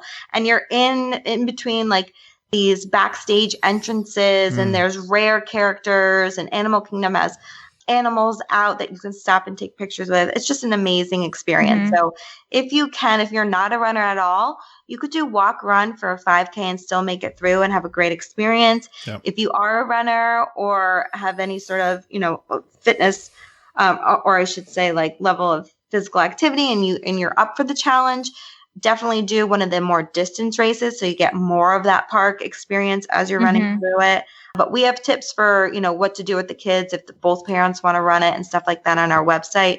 So we could go on for days, but they're a well-oiled machine. They are expensive, but it's a great experience at least once. Awesome. Yeah. Kristi, what's one of your last? I would say, just as a parent with little ones and going from when they were like 5 months old and on, I would say just let go of any expectations you have, or it's so hard, being a parent now because it's like social media is out there and there's all these Pinterest moms and dads, and you want to live up to like the matching shirts and the cute pictures. And I paid for PhotoPass, so you have to smile, and it's just a lot. And in February, I think I text Jamie, like the struggle was real. I was trying to like have everyone being matchy, and then my kids obviously didn't want to wear the shirts that said their names on them. And I just had to let go and be in the moment. And like, hey, we're in Disney World. Like my parents didn't put my siblings and I in matching outfits, and that's all we can do. I started a blog with my friend about Disney World. So they're going to have these happy memories. And as parents, you need to just let go, sit back and be in the moment and just see Disney through the eyes of your little ones. Yeah. Perfect way to end it. I totally agree with that. That is so true. Yeah. Remind everybody your blog. Yep. Kristi, I'll let you go down the list. Okay. So we are Hakuna Moscato Moms, and you can go to www.hakunamoscatomoms.com. And from there, you can find our blog. We have Jamie has a nutrition part of the website. We also have park style. And then we have Instagram and Facebook. It's at Hakuna Moscato Moms. And we have Twitter and all those. We have YouTube, but you can get through all of that on our website, which is HakunaMoscatoMoms.com. Do you guys like Moscato? We do like Moscato. We're open to many different wines, but we do like Moscato. We're not picky. I love the name, guys. Thanks for contacting me and coming on the show. And welcome to the Super Geek Club. Thank you. So we're much. excited. We love listening to you, and we're happy to contribute a little bit. Thank you. Yeah, definitely stay active in the Facebook groups. And I'm going to go check our feed on the lobster roll when we're done. See what's going on in the group. Yeah, there's some controversy going on because when we were there in January, we were a little disappointed. It looked like they were getting a little big on the bun and big on the lettuce and light on the lobster. So, but then we saw one come up this past week. Colleen's. Yeah, no, I mean, mine was pretty good. I can't complain. Okay, so I probably would still get it. I love those chips still, and yeah, Columbia Harbor House. I think you said it too. Is something you could miss if you didn't know it was there. So yeah. No, it's definitely a favorite of the Geekin family, and I'm glad you. Oh, good. So you guys fit right in. You guys repeated a lot of our favorites for sure. Good. So welcome. You guys did a great job, and I appreciate all the tips. Thank you. Yes. Please stand clear of the doors. Por favor, manténganse alejado de las puertas. Lots of great tips, ladies. Thanks for coming on the show. And what a great intro by Adeline. She is so cute. And she also interviewed me for a class project this weekend. Would you like to hear that? Well, here you go. I'm going to play the interview in its entirety.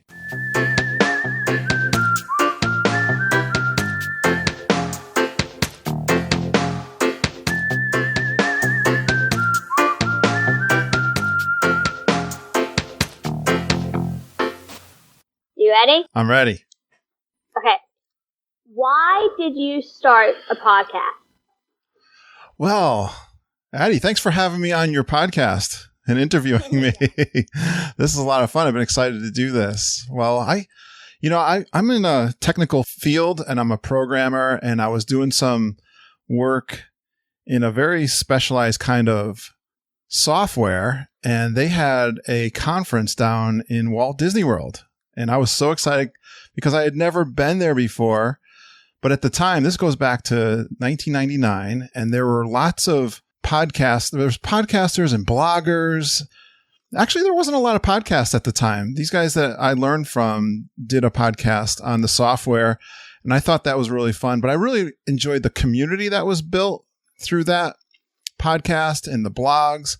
And I always thought if I ever did something that I wanted to build community and do something that was fun for me, I would start a podcast and then really focus on building community. And so that's kind of where the dream got a little seed.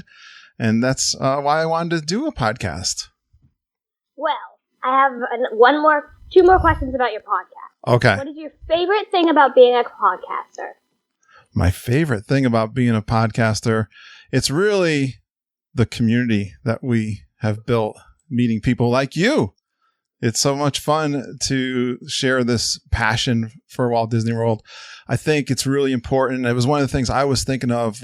What could I talk about all the time? That was something I was passionate about. How could I feed that passion? How could I share it with others? And how could I be creative? And so, yeah, it's a fun thing. It's something that's just my own, that's creative. And I get a chance to share it with other people. We always talked about Disney World at home in my family with my daughter and my wife especially.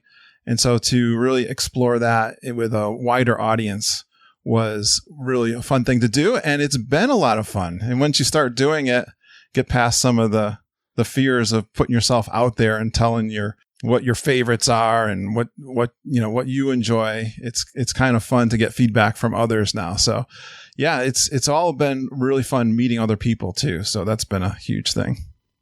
Okay, I have one more question for you about your podcast. All right.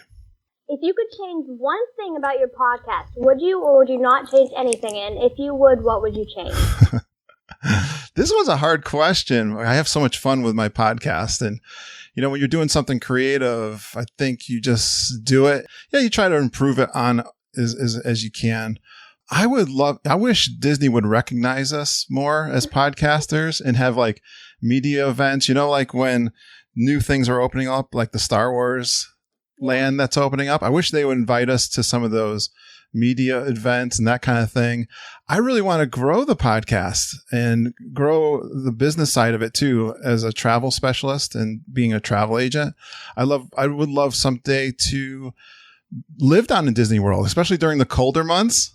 I know you recently moved too, but and to live there maybe in the wintertime, because I live in Connecticut. It'd be kind of fun to be there during the winter, and I could see all my community of friends, and I could share this passion with them and maybe even travel around the world some more and do some of the other Disney parks out there. So expanding the podcast and even in the business side of it and growing it that way.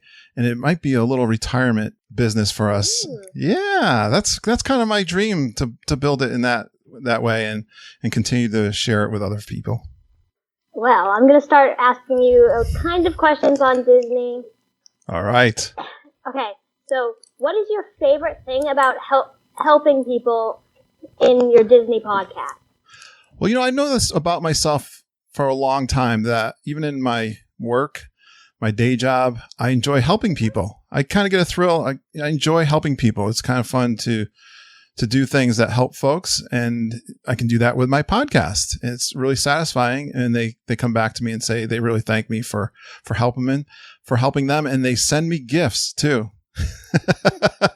They thank us in those ways, and they're always and it's kind of interesting too.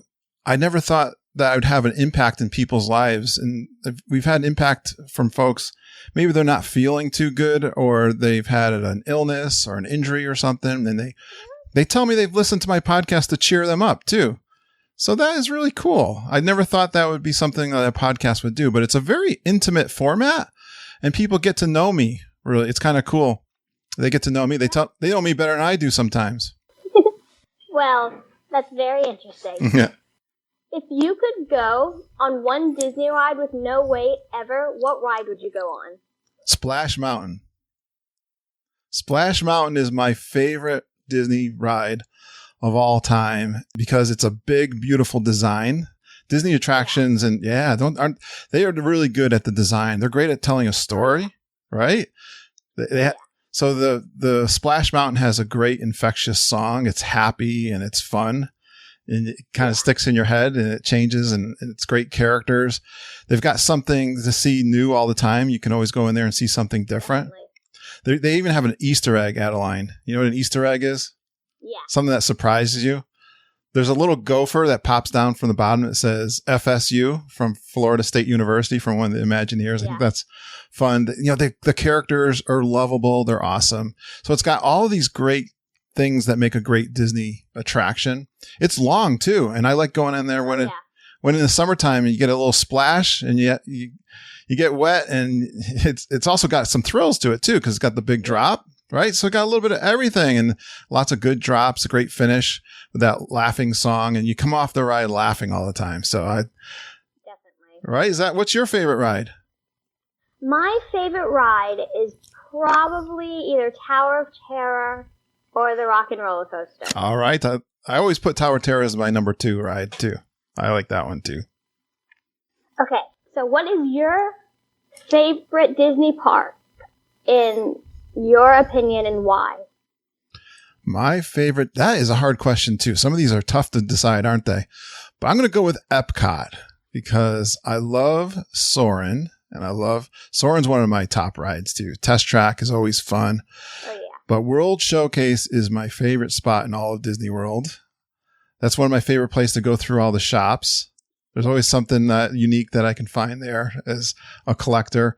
I like eating when I'm in Disney World. That's one of my one of my favorite things to do in Disney World is eating. And I like all the cultural things. I kind of enjoy seeing different cultures and talking to cast members from different cultures, which is really cool because they're from the countries that they represent. And I love all the festivals they have at Epcot in the World Showcase, right? Have you've been to those, like the art festival? We went to the art festival one time. Nice. I think that's it. We went to the food and wine festival. Yeah. One time.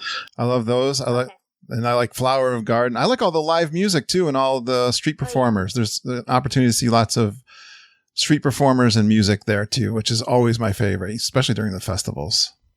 So, well, speaking about food, I have 2 questions about food options. I love talking about food. So what is your favorite sit-down restaurant? I think you know the answer if you listen to my podcast. What do you think it is? I'm going to say Ohana. Ooh, yeah. Ohana's definitely Dad's favorite. Oh, is it? I didn't know that. Well, yeah, Ohana's got a fun family atmosphere. Everyone's a cousin there, right? Oh, yeah. definitely. They got fun cast members. I love the Polynesian resort. It's so beautiful and relaxing. I like that Probably Mom's favorite resort. Yeah, I think so too. I like that you get plenty to eat there. I like that family style that they keep bringing you stuff like the sweet bread right away with the macadamia butter. They bring you wings and roasted vegetables. Pot stickers are some of my favorites. Oh, yeah. The peanut sauce and the noodles. Oh, yeah. How about the skewers of steak and shrimp and chicken and all cooked on an open pit? And then they finish it off. They finish off with bread pudding and caramel sauce and vanilla ice cream, right? So we always get the ice cream. I love that. Everyone loves the bread pudding at Disney World, especially at Ohana. And then at the end, you can go outside. You can maybe get a Dole Whip if you want. You can enjoy the fireworks from Magic Kingdom at night on the beach. And then, oh yeah, that's amazing. One of my favorite things is the electric water pageant. I always laugh when I see that. So pretty too. So Ohana has it all for me. It's got my favorite resort and my favorite restaurant. Okie dokie. Well, what is your favorite quick service restaurant? That is harder for me to choose. I'm gonna give you a couple. I tried to go like from different places around the resort, around the Disney World. So yeah, I think I love barbecue. I think that's one of the things I really enjoy, and they have some great places in Disney World. Flame Tree Barbecue at Animal Kingdom for barbecue ribs is one of my favorite things. For one of the newer ones, I love the Satuli Canteen over there for the rice bowls and the meats that are in that. Those are always good. I always talk about things that I love to eat at Disney World, and Columbia Harbor House has one of my favorite things, the lobster roll and those potato chips, those things. So I like that. And the cantina over at Mexican Pavilion in Epcot, the nachos I love nachos. They have some great ones. They're very nice and filling. One of my newer ones I really like is the Moroccan Pavilion has the Tangerine Cafe, and they've got a lamb wrap and an olive salad. A lot of that I learned from my podcast too. It's kind of fun when you do the podcast. You think you know it all until you hear other people tell you some cool things to try. So that I learned from the podcast. And then I had to pick one at Disney Springs. I would say Earl of Sandwich is always a traditional love of mine. I love sandwiches. So yeah, those are a bunch of them. It's hard to pick the favorite quick service, although they have lots of great table services too that are awesome. But those are my favorites. Well, I think I've asked you all my questions. I think so too. How'd I do? You did amazing. Thanks. How old are you, Addie? I'm 11 years old. I thought you were around that age. Awesome. What grade are you in? I'm in 5th grade. All right. So you're going to do this as a project? Yep. Awesome. I hope we do well. Are you going to play the audio for them? Probably. Okay. Tell them to listen to the podcast. I will. Thanks. Am I all done? I think so. All right. Well, I'll record this. Well, I have it recorded for you, and I'll create a little MP3 file for you, and I'll send it to you, okay? Okie dokie. We all set? We're all set. Please stand clear of the doors. Por favor, manténganse alejado de las puertas.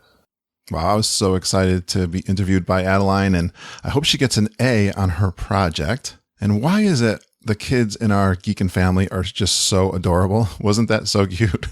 I so enjoyed having Adeline interview me. Thank you so much, Adeline. Say hi to your mom and dad. I hope I get to see you again. I met Adeline at one of our very first on-property meetups over at the Nomad Lounge in the Animal Kingdom, our first January that we had a big meetup. So they are so cute. And so are all of our kids in the Geekin' family. Well, speaking of the Geekin' family, how about the Run Disney team? We had our April meeting, and it was fun reviewing the Star Wars race, but now we're getting ready for the Wine and Dine race. If you'd like to be part of our Run Disney team as we prepare for Wine and Dine or any of the other races and ways that you're trying to keep moving, we are a fun, relaxed group, but we're trying to improve our health. And if you also would like to do that, we do have a Facebook group. It's private. Look for that on Facebook. You can email me at kurt.stone@geekinonwdw.com as we prepare and get ready for another meeting, usually towards the end of May. We'll have that meeting once a month. We have a video chat, and that would be fun to do that. And also, next up on the podcast, next week, our Run Disney team is reviewing the Star Wars race. I've got Holly and Peter Burcase, Jenny Gill, Colleen Seabor, Jen Moynihan-Wynn, and Chris Cates all together on the podcast reviewing their experience at the Star Wars race. We do get some great feedback from our regular Facebook group. It is private. I will ask you some questions to get in there, and you can chat about anything from our Facebook group. We get some great questions and answers there if you're trying to get some answers to plan your trip. And if you want to chat about anything with me, you can email me at kurt.stone@geekinonwdw.com. Again, or you can message me on Facebook. We are excited about the October 2019 Grand Geekin' Gathering. There's lots of activity going on. I got to get a list together of everyone who's going. Don't forget the official meetup is going to be October 27th, 11 a.m. at the Mexican Pavilion, and everything else is kind of ad hoc, and people are putting different things together for themselves, depending what time of those 2 weeks they're going to be there. But that is getting exciting. It's going to come pretty fast. Now, each week we share awesome tips for your Disney trip planning, but you can instantly gain that advantage by booking with Mama, Auntie Judy, EJ Cruz, or Jennifer Galambos. And you can email Judy and Mama at travelingtierras@gmail.com, and you can find EJ and Jennifer on their little Dole Whips Facebook page. We are authorized Disney planning agency through Fairy Tale Concierge. Disney has recently released some great summer promotions, and you can read all about those on Mama's Facebook page if you're interested. They're really trying to get some people down there for this summer. So if you're looking to plan a last minute trip, check out those promotions. Our travel agents, they watch out for you. Fridays or follow-up Fridays are always catching up with each other and reviewing your trips. They know if you're hitting a countdown date like fast passes and ADRs. They're really looking out to take care of you. And this is why we are such a great team with EJ, Jennifer, Mama, and Judy. They know all that technical stuff of booking, and even I can help you out with some of my knowledge if you want to talk to me. Remember the bounce backs when you're down there in Disney World. There's a great discount before you leave at midnight if you book with Disney World, and we can give you the phone number. You can contact us. We'll help you set that up for you. I had someone this past week that was interested in the bounce back. I have a blog post on my website too that talks about the promotion for the bounce backs for 2019. And if you're just checking out Disney World and podcasts and you've already booked your trip within the last 30 days, we can still be your agent of record. Contact us. We'll give you a little bit of paperwork, and then we can help you book your fast passes and do all those extra services that we do for free for you. Why not use us? Even if you like planning your own vacation and you're good at it, throw us a bone. We'd love to be your travel agent. We're lots of fun to talk with, and we might find something else that we have experience with that you would enjoy. So talk with us, and it doesn't cost you anything to use us as your travel agent. Hey, the Geek and Family Inner Circle has launched, and by signing up for the Inner Circle, you'll gain access to a new private podcast feed that you can load onto your phone. They'll have bonus episodes of the podcast. You see, after 5 years of geeking on Walt Disney World, I have a dilemma. I have more fun episodes to share with you, and in the past, I've shared live trip recordings on a bonus Thursday release. Well, currently I have over 16 hours of recordings. There's already 2 live recordings from our September 2018 trip available now on the Inner Circle podcast feed. I thought I'd give you a little teaser on what you will hear if you listen and join up for the Geek and Family Inner Circle. The rain is coming.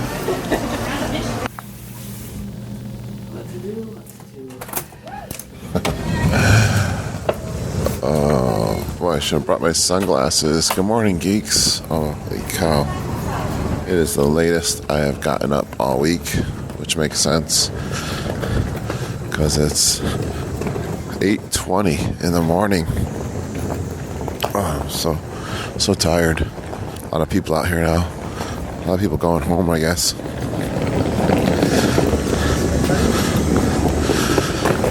Oh, but we were up. We didn't get back to our room till 1:15 last night, or 1 o'clock. I forget. I just slept right through to 8 o'clock. Ooh, I forgot my mug. Oh, I don't have my key. I don't have my room key either. Or my magic band on. Told you I was half asleep. Let me get my mug and my magic band.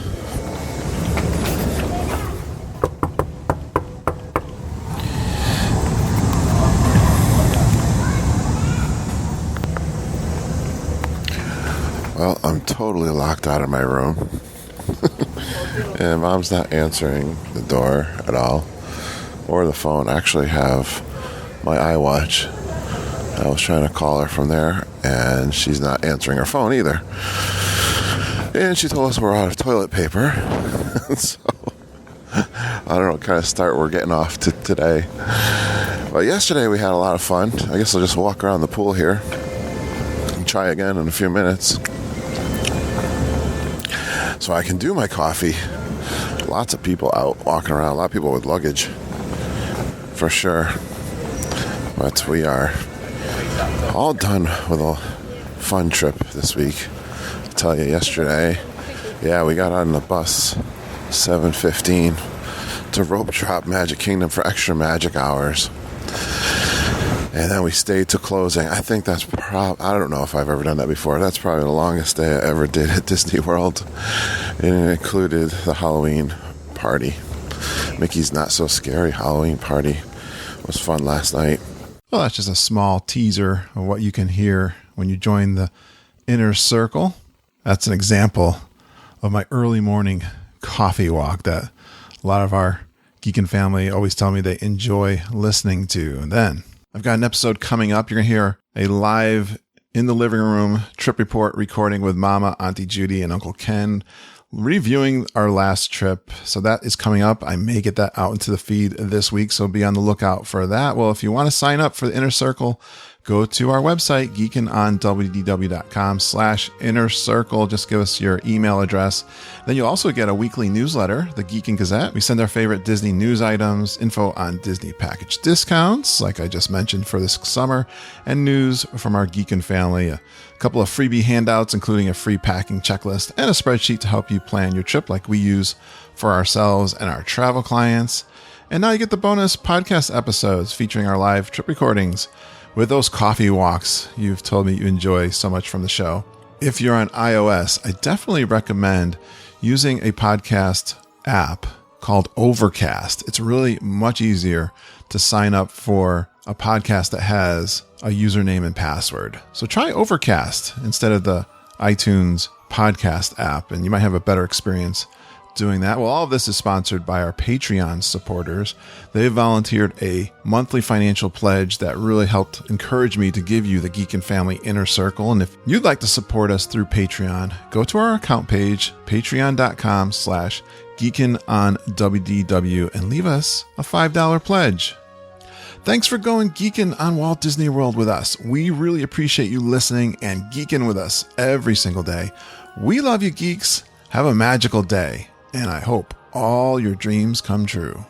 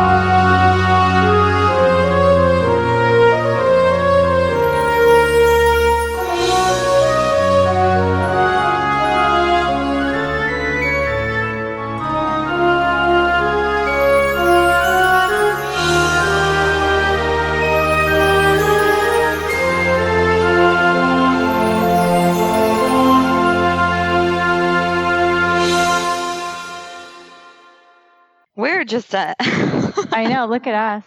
I know. Sorry about that. No problem. I'm the only one with video. I guess I don't have to have this on, huh? No, it usually breaks up the audio, so I don't usually turn the video on for recording. Breaks it up? Okay. Oh, maybe that's why. It can. I mean, it's not a definite. Okay. I mean, well, I could turn I'm the on only one out here. So I could turn on to say hi. I'm in the dark.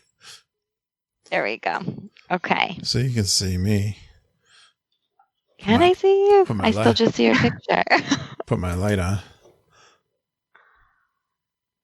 I just see your little circle. Really? Okay. Yeah. I'll turn it off.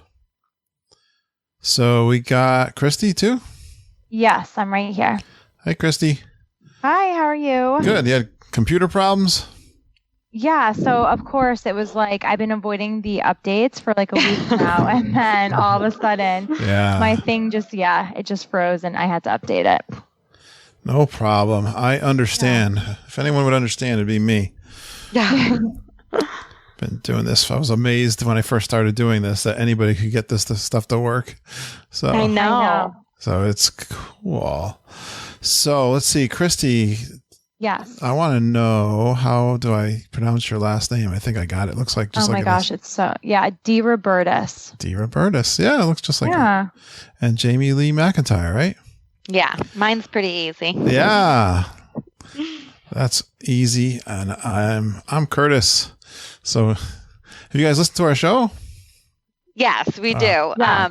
I introduced Kristi to it probably like a few months ago, but I've been listening over the last year. I think I started listening for so back in September, I went on a trip with my kids. I know I was listening before that because I planned, and I'll get into all of this, but I planned like my husband and I's first adults only vacation. By adults only, I just mean like us two, since pre-kids. And so we went during Festival of the Arts. So I was like looking for information on Festival of the Arts, and I was looking for information just for like traveling down there in that January, February time frame. And obviously, what kind of food and drink is there. So before I even booked that trip, I had to make sure, I had some good, reliable sources. All right. But and then I knew you were from Connecticut, so it's like I need to listen to this often because he feels my pain. All right. Yeah. Well, we've been going down in January too,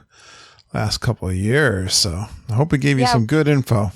You did, and we just started. We've always been like fall, spring, or summer travelers down there, and I had an opportunity to run in the marathon weekend starting in 2017. So that year and the following year, we went both those Januaries, and I was like, man, like the crowds are so low. Yeah, it is nice. I always like it really, really hot and warm. So that was a little bit of a bummer because like you usually get a few days of that, but then it's like, 50s and it's not like bathing suit weather. But the crowds are low, and obviously they're not being that high heat index. It's, has its pros as well. So we've been doing that the last few years, and it's been nice. Awesome. Well, thanks for messaging me today. I almost forgot that we were doing it. I kind of Truth be told, I've been crazy busy. That's okay. I have been. I was all set. We postponed it, right? We were going to record it last week. Yeah. Poor Kristi. That's what got me. I know. Son had like emergency dental surgery. Oh, jeez. I took him for like a regular cleaning, and they were like, he needs 5 fillings, and his 2 molars, one might need to be taken. I'm like, oh my gosh. Okay, well, I'll schedule an appointment. And they're like, got an abscess. You need to do it in the next 2 days in the hospital. I'm like, oh my gosh. Wow. This was just a cleaning. I know. I went in for. Oh, I'm getting a reverb back. Yeah, I heard that too. Do you hear the coming back? Yeah. Do you guys both have I saw one of you guys had headphones on. Yes. Okay. I went for. They said, "Oh, we better do X-rays," and then they call me next day and says, "You need a root canal." Oh my god! I was like a week before I went to Disney in January, and then that's horrible. The good news was I scheduled it for after, and I went for this specialist, and he does a bunch of tests. He goes, "Oh, you don't need a root canal." Oh my god! I was like, "Whoa, that's crazy." He doesn't that. This is why I've developed this irrational, but I guess totally legitimate fear of the dentist. Like somehow, at some point in my adult life, because I've never had a fear of anything medical. Like I'm a dietitian. I work in hospitals and clinical settings. Nothing really bothers me. But over the last 8 years, I've developed this fear of the dentist, and it's not because anything personally bad happened to me, but I think it's because I hear all of these stories from other people. Yeah. I don't know. It's weird, but I'm due too. So. Well, let's have fun talking Disney World then. Yeah. Let's get off the dentist subject. Exactly. So I think you guys all set with the topics. We're going to go over your trips. Yeah, we're good. Yeah. And if you know the format, well, it's a little different. We usually do trip reports, but yeah. So we'll do a couple like light trip reports. We'll go over a couple of things with you guys, like the resorts and restaurants. Okay. I'll hit the highlights, you know. Yeah, definitely. But yeah, I've had this question come up, funny enough, a couple times about going to Disney World with infants and toddlers. So I thought that'd be a great topic if you guys can. So we'll go back and forth. So we'll trade. I'll introduce, let's see where I got first. I got Jamie Lee first and then Kristi, and then we'll kind of go in that order. We'll trade off of each other. And, I like doing these top 5 kind of shows too. So I'm glad I to like do that. top 5. Like, Yeah. whenever somebody asks me to pick like one favorite, I usually end up giving my top 5 There because you I go. can't pick favorites in It's- Disney World. Yeah, So I it's fun. feel very comfortable with that, With that topic. All right. So yeah, I thought you get your best tips from going with little kids. And then if we got time, kids are, we try to consult with people that have kids and are going and they want to maybe do the meal plan or not do the meal plan or what kids just are finicky eaters for the most part. They are. So, Yeah, I don't see us doing the meal plan for a while until they have until I can watch them consume $40 worth of food every day and no our way. home life. Then I thought that's what you'd say. So yeah, I thought we'd save that because a lot of times people are checking out the show that are going down for the first time. So yeah. think about it that way. Yeah, and you have a good mix of people in that Facebook group too. There's families with kids, there's families with older kids, and then there's just like adults that, are continuing to go down. So yeah, we do have a good, nice mix of people. We do have a lot of real geeks, that's for sure too, though. Well, we can relate to that. Yeah, okay, good. All right, ready to go? I mean, you guys good? I mean, we'll try to do an hour for sure. If we go farther, it's fine with me if I can stay. You guys got to keep me awake. I'm past my bedtime. Wow. All right. Let's see. You guys ready? Yep. Yeah. Okay, perfect. Let's see. Here's some noise there. All right, we're good. I know. Is that? So, I mean, I'm not touching mine. So- Were you just adjusting your mouthpiece? I just adjusted. Yeah. Does it sound good? Okay. yeah, sounds as long good. as we have an explanation for that noise, We're good. I think we're Yeah. good. Yeah, sometimes Twitter or Skype has its own gremlins. Yeah. All right. Good job, guys. All right. Thank you. So I feel so bad about the audio. there was a little, then it stopped too. So that's weird. I mean, it could have been, maybe you have the microphone or on the computer might have been on too. That's okay. Maybe. I ended up just taking my headpiece out and just going with my laptop audio and speaker because I know it's reliable. And then I started to move my phone as far away as possible. I'm like, maybe the Wi-Fi is interfering. I don't think it would be too bad. I don't think it's going to come. You guys were talking more and I didn't have to say much. You guys just, I just turned you on, you went. So that's good. Once you get us going. I know. Which is perfect. I love that. It's a lot easier than me having to drag stuff out of people, which I've never had that problem. I don't think. On No, this show. I think we're everyone's passionate. Yeah, right.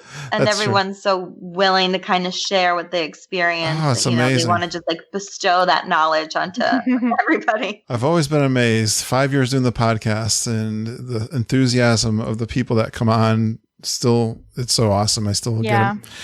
I love it. And you're not even repeating topics that much. I mean, it goes to show you how, widespread Walt Disney World really is. There's literally a topic in every corner that you could have an entire podcast show. Yeah, I know. People who don't know that, I'll tell, it comes up in conversation. I say, I got a Disney podcast. And they're like, what do you talk about? Oh, my God. It's, and I have, especially now, I have no problem finding guests to come on the show. I mean, obviously, we got such a, I don't want to say big audience, but we do have a big audience. Yeah, you think about it. And they're very engaged, too. Oh, it's not just you have an audience that checks in every once in a while. They're in regular conversation with you. But you facilitate that. I think that, brings everybody back to that Facebook thread. every day is because then they know that they'll get answers or updates. Mm-hmm. Man, we have such a I'm glad you're noticing that. It's so fantastic. And think about it, I only do a weekly podcast. That's 52 weeks, Yeah. You got 1,500 people downloaded the podcast. So Yeah, that's crazy. It's crazy. well, you know what? It's starting to go like crazy. I just had one that we recorded or released 4 weeks ago, hit 2,000 already. Oh, wow. So this month, I'm going to, I was looking at, we're only a few short of 8,000 for the month already. Wow. So it's Very cool. It's, Hopefully we get you there.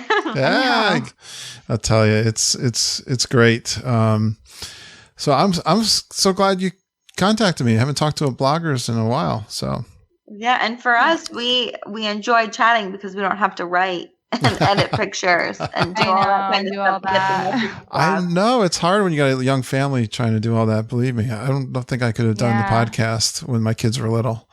So congrats to you guys.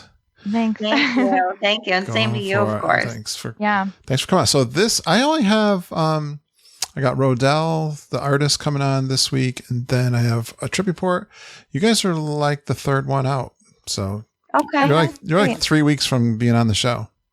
Okay, great. All right. So what I'll do is I'll message you, if you could send me a couple pictures from maybe a recent trip or something. I'll probably, for you two guys, I'll merge them together as one or something like that. Okay. And, yeah, I use that for the Facebook post and for my website. So if, Perfect. if you don't send one before that, I'll probably message you before the show comes out. But, Okay. yeah, thanks again. And look for your posting on the Super Geek in a few minutes. Awesome. Thank you. Thanks, guys. Have a good night. Great. Take care. You too. You too. Bye. Good night.